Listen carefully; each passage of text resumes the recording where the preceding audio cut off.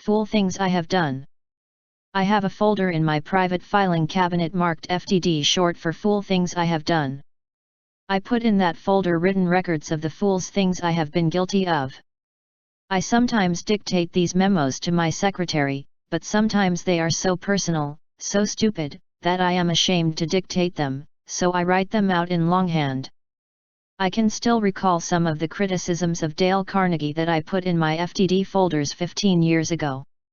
If I had been utterly honest with myself, I would now have a filing cabinet bursting out at the seams with these FTD memos. I can truthfully repeat what King Saul said more than 20 centuries ago. I have played the fool and have erred exceedingly. When I get out my FTD folders and reread the criticisms I have written of myself, they help me deal with the toughest problem I shall ever face. The management of Dale Carnegie. I used to blame my troubles on other people.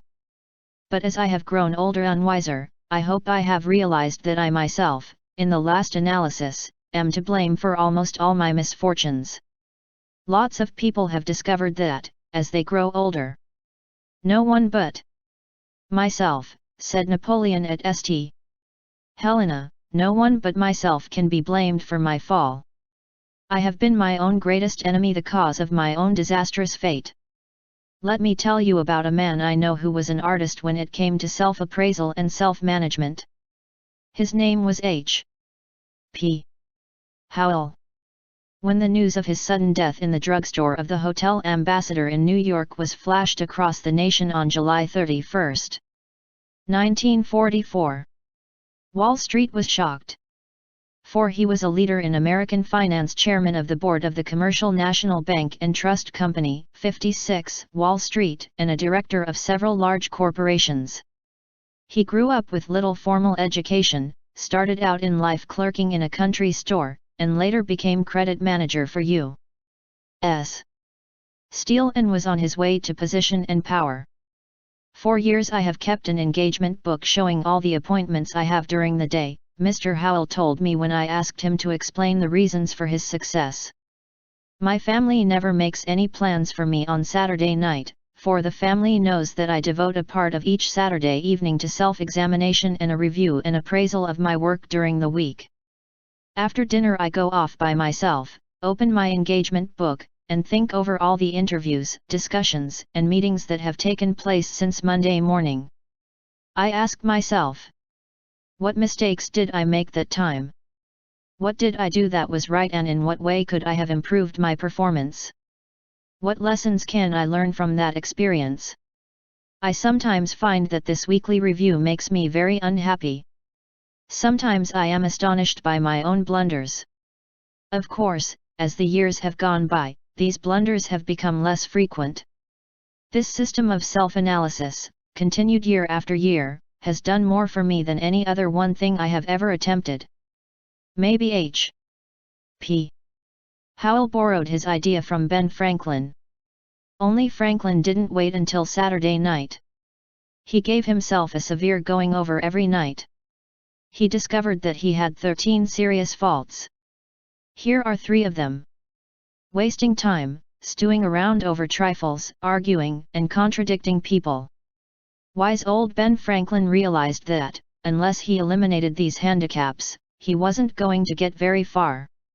So he battled with one of his shortcomings every day for a week, and kept a record of who had won each day's slugging match. The next day, he would pick out another bad habit, put on the gloves, and when the bell rang he would come out of his corner fighting. Franklin kept up this battle with his faults every week for more than 2 years.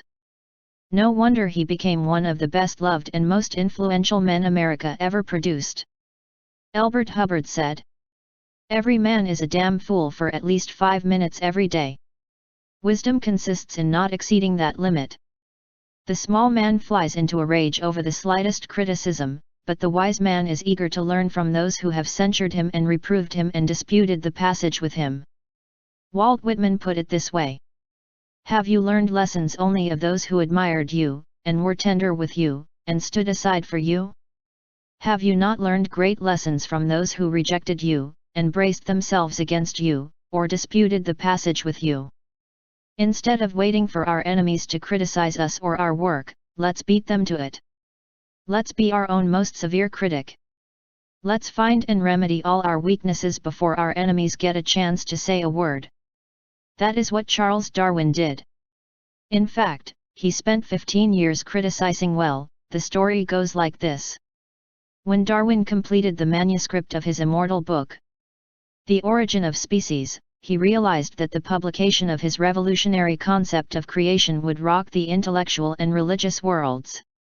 So he became his own critic and spent another 15 years, checking his data, challenging his reasoning, criticizing his conclusions. Suppose someone denounced you as a damn fool, what would you do? Get angry? Indignant? Here is what Lincoln did. Edward M.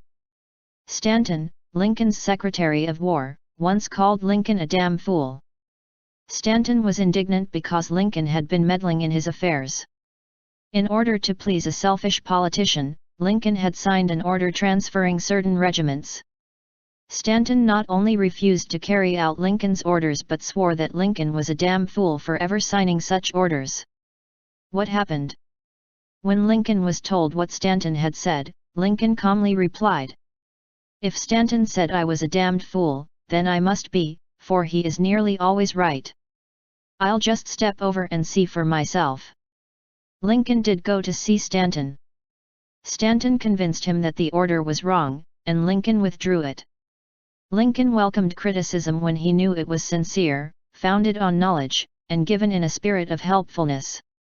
You and I ought to welcome that kind of criticism, too, for we can't even hope to be right more than 3 times out of 4. At least, that was all Theodore Roosevelt said he could hope for, when he was in the White House. Einstein, the most profound thinker now living, confesses that his conclusions are wrong 99% of the time.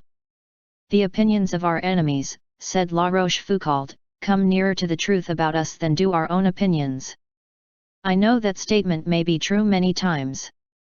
Yet when anyone starts to criticize me, if I do not watch myself, I instantly and automatically leap to the defensive even before I have the slightest idea what my critic is going to say. I am disgusted with myself every time I do it. We all tend to resent criticism and lap up praise, regardless of whether either the criticism or the praise be justified. We are not creatures of logic. We are creatures of emotions. Our logic is like a canoe tossed about on a deep, dark, stormy sea of emotion. Most of us have a pretty good opinion of ourselves as we are now. But in 40 years from now, we may look back and laugh at the persons we are today.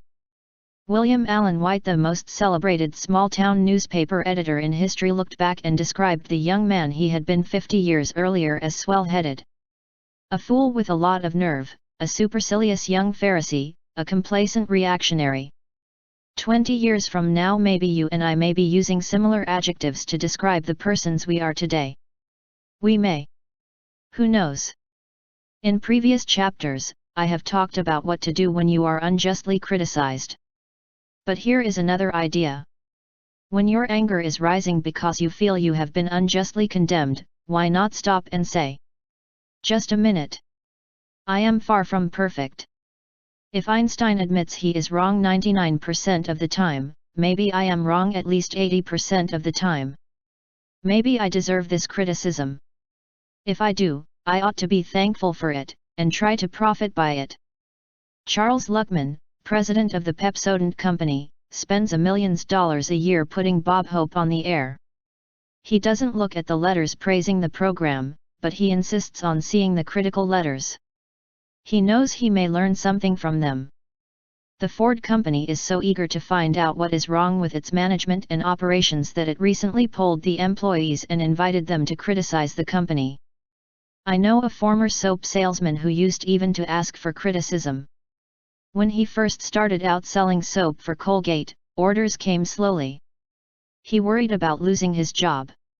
Since he knew there was nothing wrong with the soap or the price, he figured that the trouble must be himself. When he failed to make a sale, he would often walk around the block trying to figure out what was wrong. Had he been too vague? Did he lack enthusiasm? Sometimes he would go back to the merchant and say, "I haven't come back here to try to sell you any soap. I have come back to get your advice and your criticism. Won't you please tell me what I did that was wrong when I tried to sell you soap a few minutes ago? You are far more experienced and successful than I am. Please give me your criticism. Be frank. Don't pull your punches. This attitude won him a lot of friends and priceless advice. What do you suppose happened to him?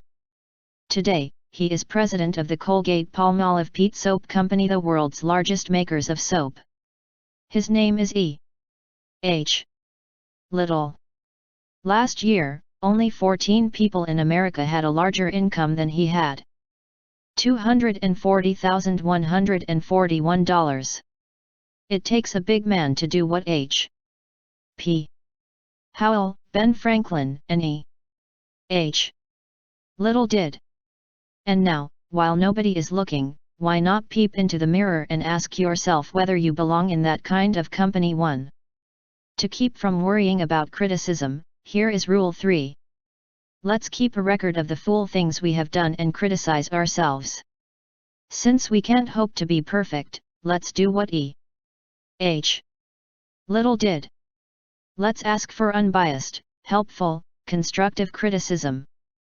Part 6 in a nutshell, how to keep from worrying about criticism. Rule 1. Unjust criticism is often a disguised compliment. It often means that you have aroused jealousy and envy. Remember that no one ever kicks a dead dog. Rule 2. Do the very best you can. And then put up your old umbrella and keep the rain of criticism from running down the back of your neck. Rule 3. Let's keep a record of the fool things we have done and criticize ourselves. Since we can't hope to be perfect, let's do what E.H. Little did, let's ask for unbiased, helpful, constructive criticism.